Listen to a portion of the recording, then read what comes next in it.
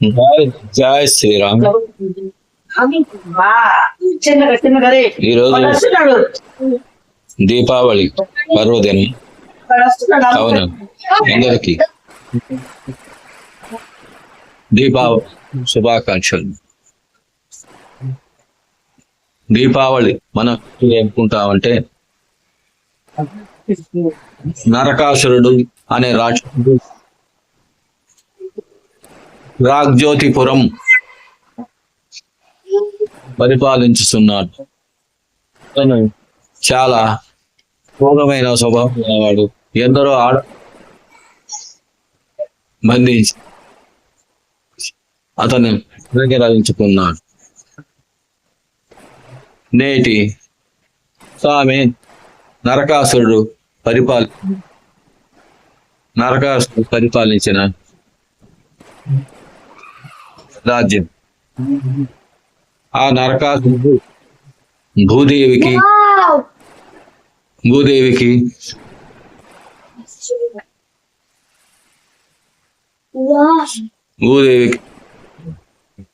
వరాహస్వామికి పుట్టిన వాడు.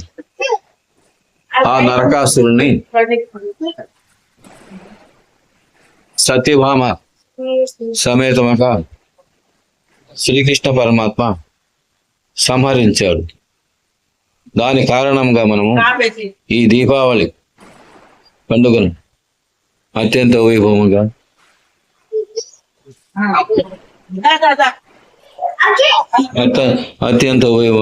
జరుపుకుంటాం.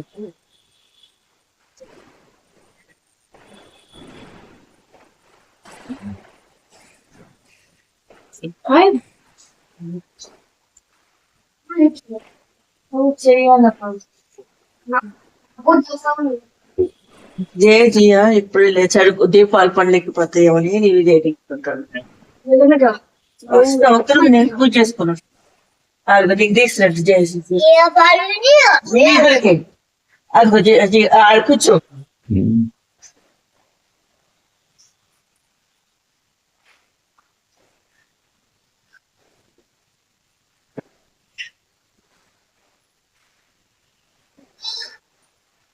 కాలొద్ది.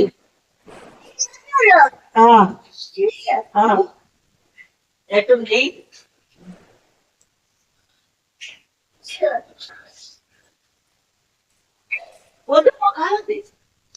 దీపావళి ఎంతో ఆనందంగా మన భారతదేశ ప్రజలు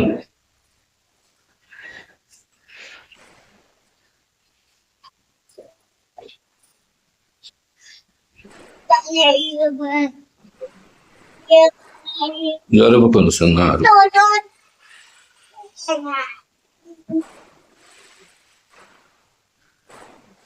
దీపావళి అంటే మన మనసుల్లో ఎంతో వెలుగులు ప్రసాదిస్తాయి. దీపము పరంజ్యోతి, దీపం జ్యోతి, దీపం పరబ్రహ్మ, దీపం సర్వతమోపహం, దీపేన సాధ్యతే సర్వం,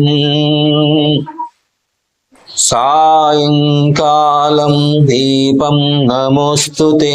అలా మనము భగవంతుడి అయిన శ్రీకృష్ణ పరమాత్మ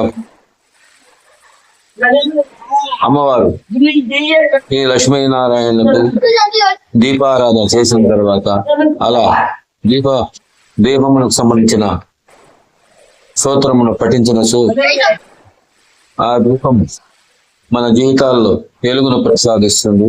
దీపం మనకి ఆనందాన్ని ఇస్తుంది. దీప జ్యోతి అంటే మనలోని అజ్ఞానాన్ని తరిమే మహా గొప్ప శక్తి. కావున దీపం చేసిన తర్వాత ఆ దీపజ్యోతికి నమస్కరించాను. ఆ దీపజ్యోతికి నమస్కరించిన ఆ అగ్నిదేవునికి, ఆ జ్యోతి స్వరూపుడైన శ్రీకృష్ణ పరమాత్మకు చేరుతుంది. మన శ్రద్ధగా ఆ భగవంతుడికి శ్రీకృష్ణ పరమాత్మ నమస్కరించవలను.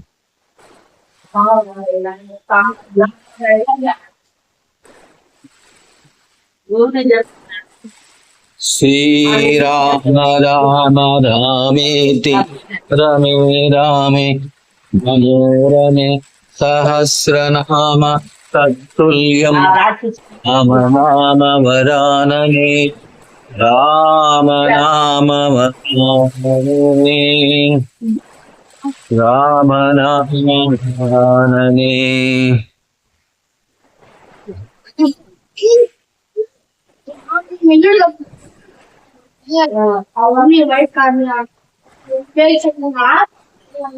తులసి మాతకు ప్రతిరోజు పూజించిన ఆ శ్రీ మహాలక్ష్మి యొక్క అనుగ్రహం మనకు సంపూర్ణము కలగే.